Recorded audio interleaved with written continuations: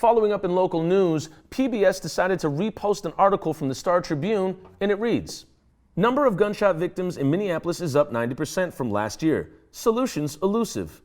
Damn, I wonder, there was something keeping people inside last year. I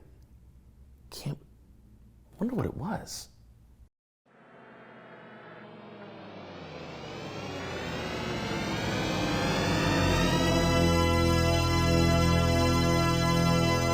Nothing sells like fear and panic. But you already know that now, don't you, Star Tribune? The article goes on to talk about gun violence and deaths by gun violence, and then continues into a subheadline that reads, "Down by 200 officers, department officials say it is no coincidence that the rise in crime comes after the departure of at least 200 members of the city's police force." Ah, yes, it was only 200 officers between us and utter chaos.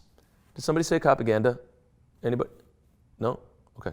Well, it also could be due to the fact that we're suffering the after effects of one of the worst economic crises in 100 years, a global pandemic, and having to be subject to 9.5 minutes of state-sanctioned violence and torture that resulted ultimately in the modern-day lynching of a black man. I don't know.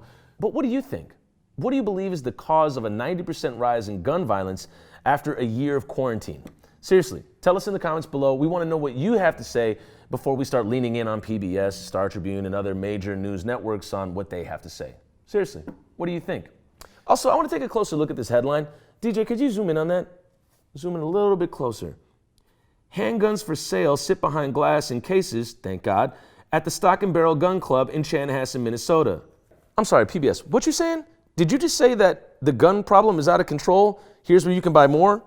Or were you saying, come to Chanhassen, this is where it's safe to buy guns? I don't feel comfortable with either one of those.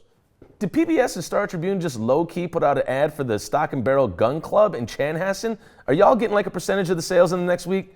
This is insanely confusing, unlike Juneteenth.